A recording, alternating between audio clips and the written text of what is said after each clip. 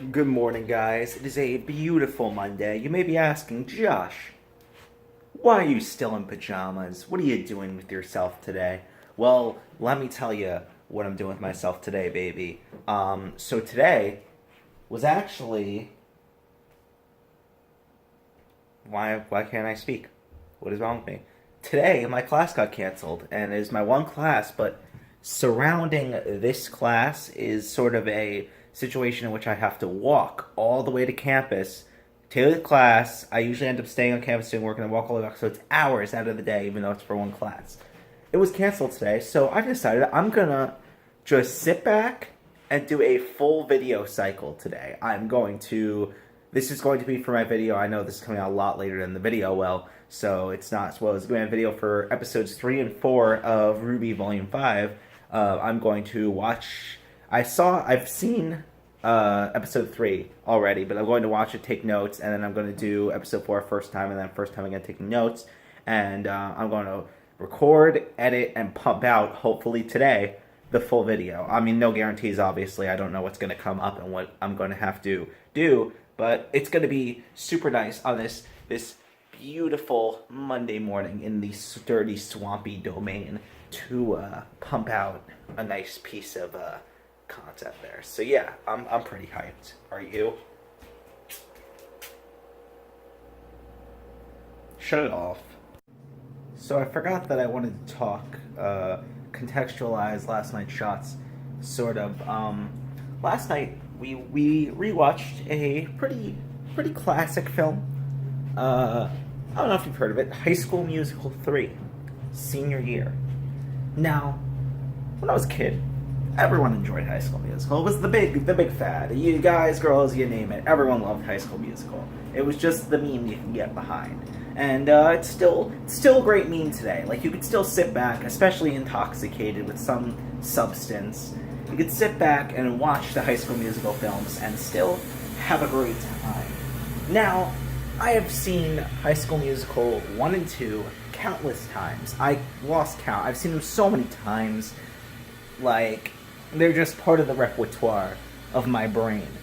But High School Musical 3, on the other hand, I only saw once in theaters. It was the only High School Musical film to have a theatrical premiere. Obviously, I think they went back and re-aired High School Musical, the original, in theaters. But, it was the first one made for theaters.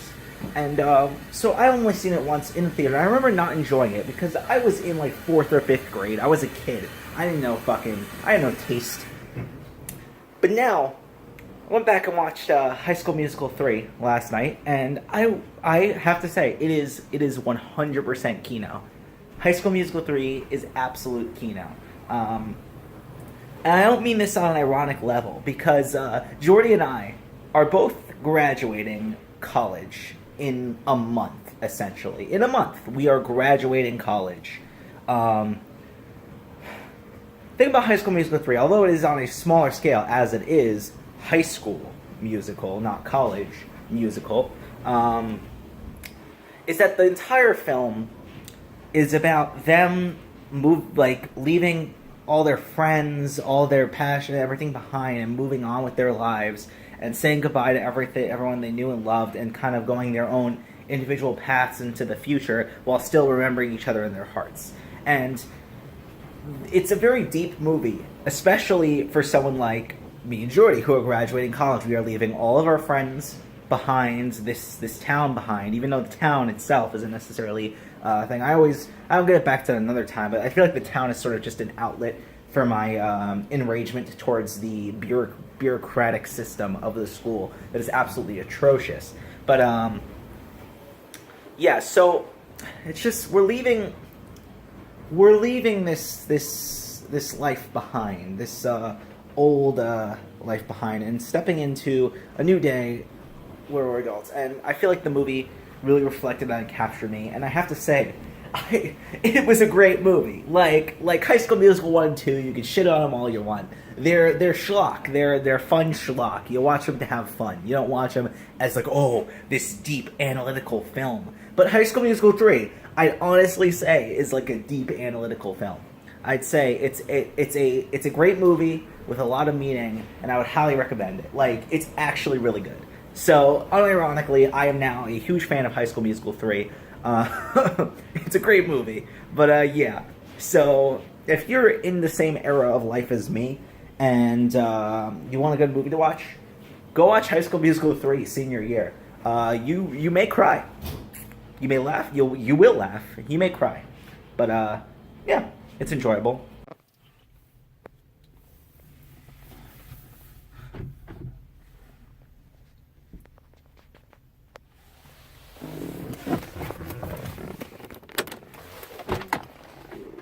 You're so funny. Ha, ha, ha. Where are my keys?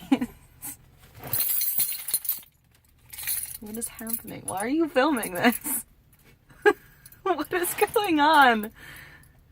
Did you do something to the car?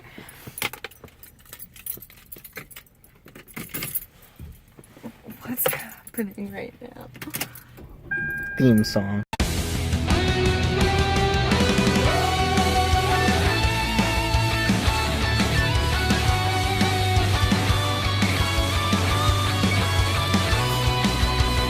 It used to feel like a fairy tale, but now it seems we were just pretending. We'll fix our world, but on our way to a happy ending. And it turned out life was far less like a bedtime story than a tragedy with no big reveal of the hero's glory. And it seems we weren't prepared for a game that wasn't fair.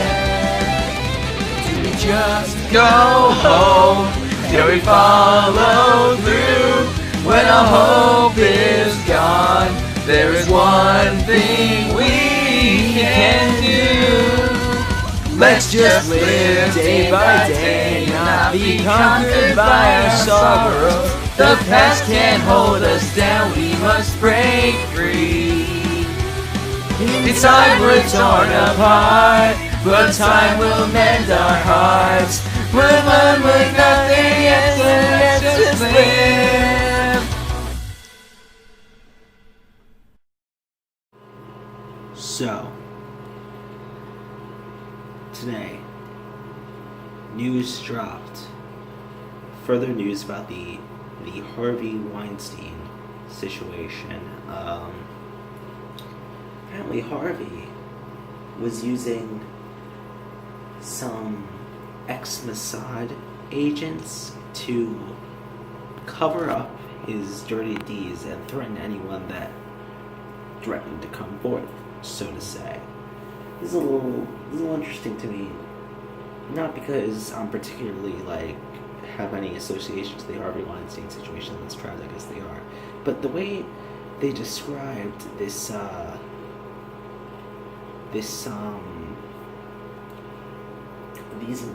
Mossad agents, one of them sounded very familiar. He reminded me a lot of the man who tried to steal my Star Wars Force Awakens Blu-ray a couple years back. Like, this guy, he was well dressed, he was in a suit and he had sunglasses. He tried to steal my Blu-ray, and I was able to get it back, but the description was eerie. It was uncanny resemblance to how exactly this man was. So maybe there's some connection here. Maybe I'm reading too deep into it, but it's a little weird to me. And also, what I also found weird was this he was talking about a dark, shadowy network covering up Harvey Weinstein's actions, and the way the network was described, it kind of reminded me of the place that me and Jonathan were taken to back in high school, the place where Orrin Kirchner had all those slaves, and it was a little weird. So, it was a little weird how similar they were. So, maybe I'm reading too deep into this stuff, maybe I'm overthinking it because I'm getting a little angsty and stuff, but who knows, it's just a little weird, and I thought it's important that I point this stuff out, because after all, this is a notable vlog thing. These are things that happen to be on the vlog, and I feel like it's important to see further connections to it. Who knows what Harvey Weinstein's whole role in this has to be, but It's weird. The connections are weird.